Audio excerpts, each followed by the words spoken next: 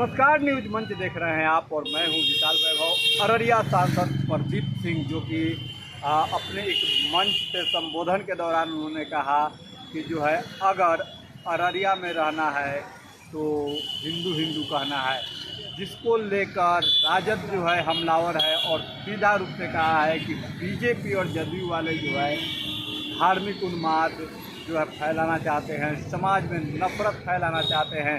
क्या कुछ प्रतिक्रियाएं हैं, आपको छोड़ जाते हैं तमाम उन बयान और प्रतिक्रियाओं के साथ। बने रहिए न्यूज मंच के साथ। न्यूज मंच के लिए नीरज कुमार के साथ विशाल वैभव, पटना। कोई बोलता है गर्म से को हम मुसलमान है, हमको हिंदू करने में क्या शर्म है। हम सबको कहते हैं इलेक्शन में भी कि अररिया में रहना है तो हिंदू बनना होगा,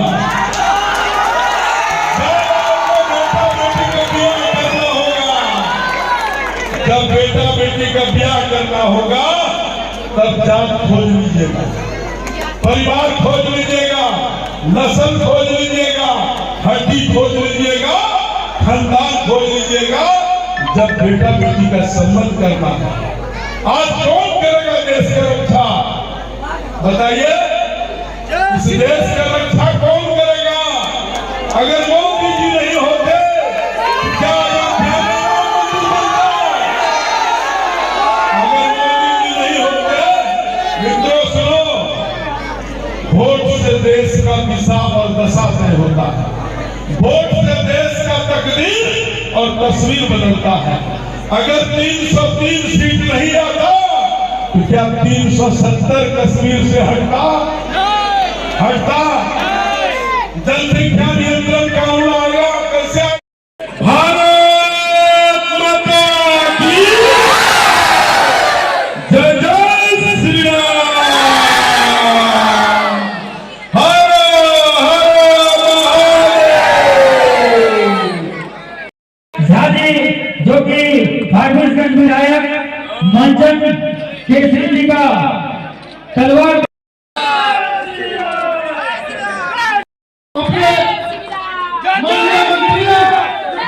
मीडिया पर पोस्ट किया है कि उनको सांसद बनाने में उनका भी बहुत योगदान है, इस पर क्या कहेंगे?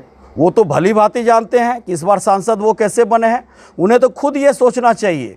अभी भी वो जिस मकान में रह रहे हैं वो किसी मुस्लिम भाई का मकान है, और हमारा जो यहाँ का तहजीब है, आप जानते होंगे कि इसी धरती पर अररिया ज़िला में सीमांचल गांधी के नाम से तस्लीमुद्दीन साहब जाने गए, और अंतर्राष्ट्रीय ख्याति प्राप्त साहित्यकार के रूप में फणीश्वर नाथ रेणु जाने गए। कई ऐसी हस्तियां हैं जो अलग अलग जातियों और धर्म के हैं, इस मिट्टी में पैदा लिया और अपने समाज में अपनी एक पहचान बनाते हुए राष्ट्रीय स्तर पर इस ज़िला को सम्मान दिलाने का काम किया। इनके इस बयान से पूरा समाज जो है, हर जाति और धर्म के लोग मर्माहत हैं। उनको चाहिए कि इस बयान के लिए वो माफ़ी मांगे और जनता के बीच सामने आकर हर जाति, हर धर्म और हर मतदाताओं के लिए, हर नागरिक के लिए समान विचार बिना किसी भेदभाव का काम करें। उनके इस बयान के बाद आपको क्या लगता है कि अररिया के लोगों पर इसका क्या असर पड़ेगा? और सामने में विधानसभा चुनाव भी है, उस विधानसभा चुनाव पर क्या असर पड़ेगा? गिरिराज सिंह जी जो स्वाभिमान हिंदू यात्रा चला रहे हैं, वो तो पूरे देश में जो हमारी संवैधानिक एकता जो है, जो हम लोगों का आपसी प्रेम है, उसी को बिगाड़ने का काम करते रहे।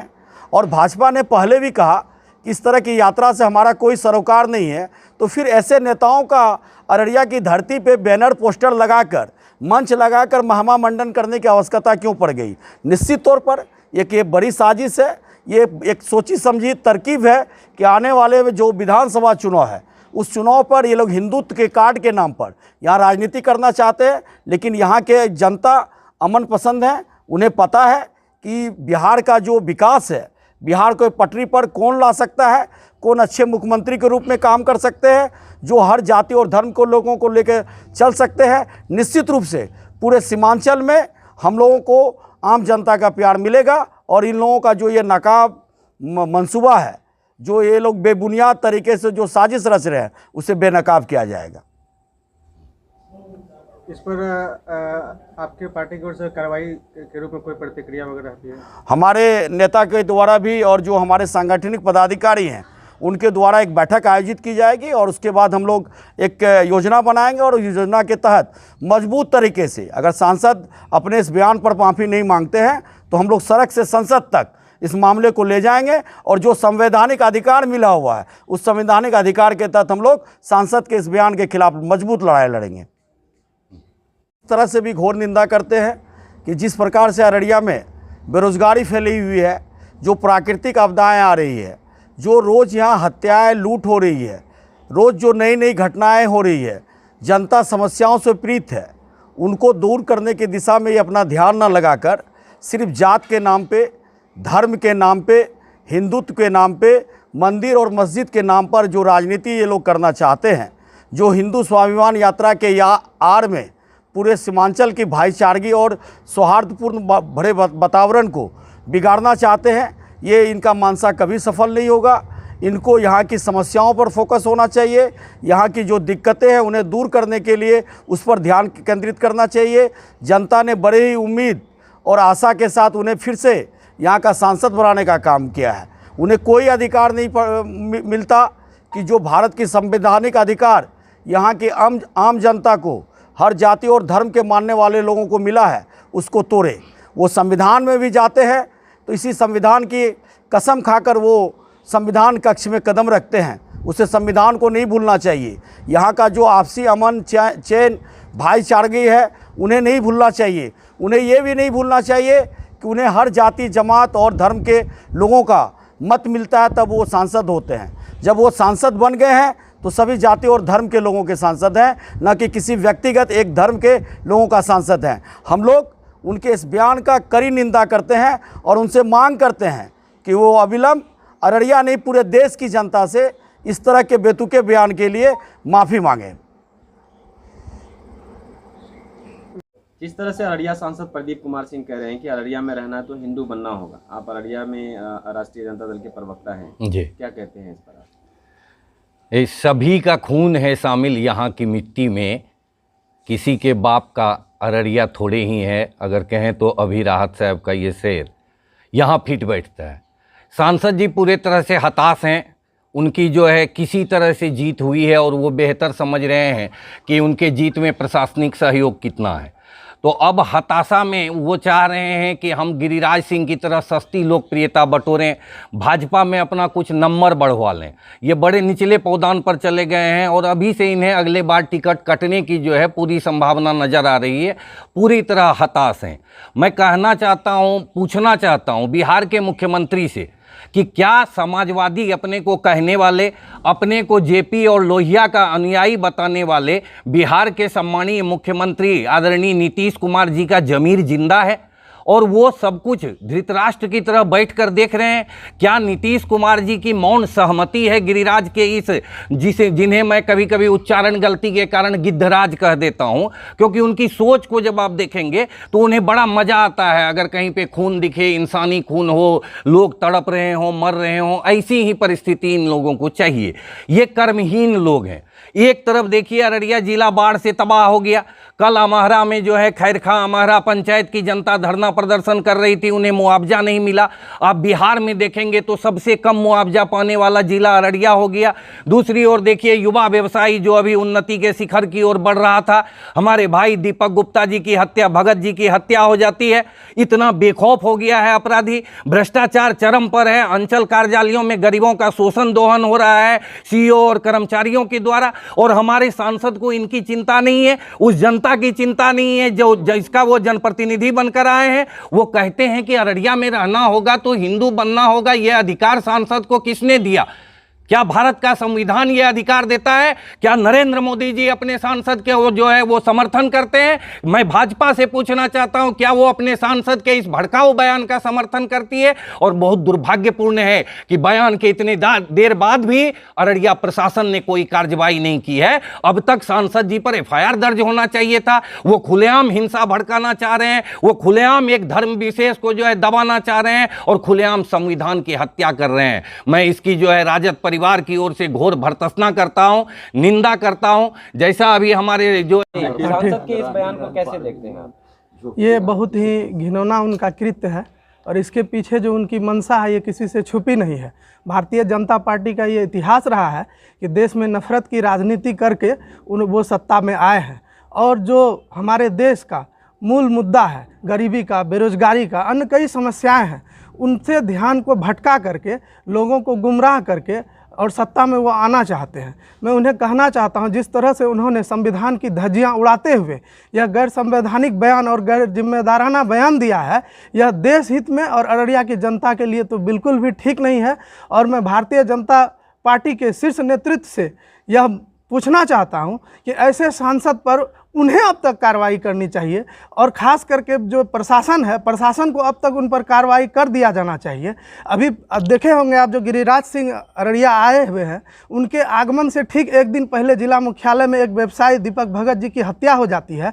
ठीक उसके एक दिन बाद फारबिसगंज में गोली मार दिया जाता है। इस तरह बिहार में जब आप क्राइम रिकॉर्ड ब्यूरो का ग्राफ देखेंगे तो इतना ज़्यादा बढ़ा हुआ है। ये लोग जो जंगल राज का जो नारा दे करके लोगों को गुमराह किए थे लालू जी के बारे में दुष्प्रचार करके, मैं इनसे पूछना चाहता हूं, पूरा देश और प्रदेश इनके कुकृत्य से अभी ग्लोबल वार्मिंग की आग में झुलस रहा है और ये लोगों को गुमराह करना चाहते हैं। मैं उनसे यह जानना चाहता हूं, जो अपने अररिया की जो मूल समस्या है, सांसद जी को लोगों ने बार बार मौका दिया है, और ख़ास करके जिस मुस्लिम समुदाय के बारे में उन्होंने इस तरह का बयान दिया है, अपमानजनक बयान है ये, और उन्हीं के वोट से, जो वोट का आप ग्राफ देखेंगे इस बार का चुनाव का, ये छुपा हुआ नहीं है, उनके वोट से इस बार वो सांसद बने हैं और उसके खिलाफ इस तरह का बयान दे रहे हैं जो संविधान की धज्जी उड़ाती है, और जो हमारी साझी विरासत है, जो गंगा जमुनी तहजीब है, उसको तार तार करने का काम किया है। इसकी हम लोग कड़ी निंदा करते हैं, घोर भर्त्सना करते हैं, और शासन प्रशासन से और आदरणीय नीतीश कुमार जी से, जो जेपी लोहिया के विरासत को संभालने का दावा करते हैं, जो सामाजिक समरसता की बात करते हैं, मैं उनसे आग्रह करता हूं, ऐसे सांसद पर कठोर से कठोर कार्रवाई होनी चाहिए। और सांसद महोदय से भी गुजारिश है कि वो जल्द से जल्द अररिया की जनता से आकर के माफ़ी मांगे और अपने बयान को वापस ले, ताकि हम लोगों की गंगा जमुनी तहजीब बरकरार रख सके, अररिया के लोग जो है अमन चैन से रह सके। और इसी के साथ सांसद जी को अपने ध्यान पर केंद्रित करना चाहिए, ना कि यहाँ के अमन और भाईचारे को तोड़ने का काम करना चाहिए। परिचय। रामनारायण विश्वास, जिला प्रवक्ता, राष्ट्रीय जनता दल अररिया। जिस तरह से अररिया सांसद प्रदीप कुमार सिंह कह रहे हैं कि अररिया में रहना है तो हिंदू बनना होगा, आप अररिया में राष्ट्रीय जनता दल के प्रवक्ता हैं जी, क्या कहते हैं इस पर? ये सभी का खून है शामिल यहाँ की मिट्टी में, किसी के बाप का अररिया थोड़े ही है, अगर कहें तो अभी राहत साहब का ये शेर यहाँ फिट बैठता है। सांसद जी पूरे तरह से हताश हैं, उनकी जो है किसी तरह से जीत हुई है और वो बेहतर समझ रहे हैं कि उनके जीत में प्रशासनिक सहयोग कितना है। तो अब हताशा में वो चाह रहे हैं कि हम गिरिराज सिंह की तरह सस्ती लोकप्रियता बटोरें, भाजपा में अपना कुछ नंबर बढ़वा लें। ये बड़े निचले पौधान पर चले गए हैं और अभी से इन्हें अगले बार टिकट कटने की जो है पूरी संभावना नज़र आ रही है, पूरी तरह हताश हैं। मैं कहना चाहता हूँ, पूछना चाहता हूँ बिहार के मुख्यमंत्री से कि क्या समाजवादी अपने को कहने वाले, अपने को जेपी और लोहिया का अनुयायी बताने वाले बिहार के सम्मानीय मुख्यमंत्री आदरणीय नीतीश कुमार जी का ज़मीर जिंदा है और वो सब कुछ धृतराष्ट्र की तरह बैठकर देख रहे हैं? क्या नीतीश कुमार जी की मौन सहमति है गिरिराज के जिन्हें मैं कभी कभी उच्चारण गलती के कारण गिद्धराज कह देता हूं, क्योंकि उनकी सोच को जब आप देखेंगे तो उन्हें बड़ा मज़ा आता है। अगर कहीं पे खून दिखे, इंसानी खून हो, लोग तड़प रहे हों, मर रहे हों, ऐसी ही परिस्थिति इन लोगों को चाहिए। ये कर्महीन लोग हैं। एक तरफ देखिए अररिया जिला बाढ़ से तबाह हो गया। कल अमहरा में जो है खैरखा अमहरा पंचायत की जनता धरना प्रदर्शन कर रही थी, उन्हें मुआवजा नहीं मिला। आप बिहार में देखेंगे तो सबसे कम मुआवजा पाने वाला जिला अररिया हो गया।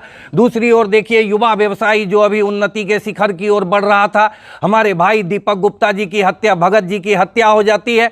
इतना बेखौफ हो गया है अपराधी, भ्रष्टाचार चरम पर है, अंचल कार्यालयों में गरीबों का शोषण दोहन हो रहा है सीईओ और कर्मचारियों के द्वारा, और हमारे सांसद को इनकी चिंता नहीं है, उस जनता की चिंता नहीं है जो जिसका वो जनप्रतिनिधि बनकर आए हैं। वो कहते हैं कि अररिया में रहना होगा तो हिंदू बनना होगा। यह अधिकार सांसद को किसने दिया?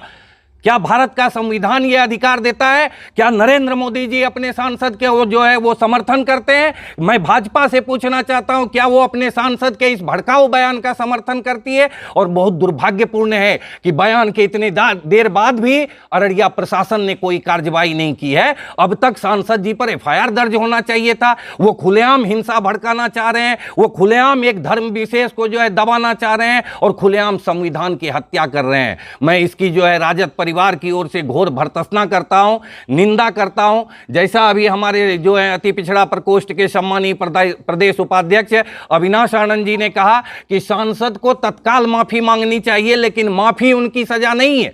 उनकी जितनी ये गंदी सोच रही है इस बयान के पीछे, उसके लिए उन पर मुकदमा दर्ज होना चाहिए। लोकसभा अध्यक्ष को संज्ञान लेना चाहिए, इनके लोकसभा की सदस्यता रद्द होनी चाहिए। मैं सरकार से ये मांग करना चाहता हूं।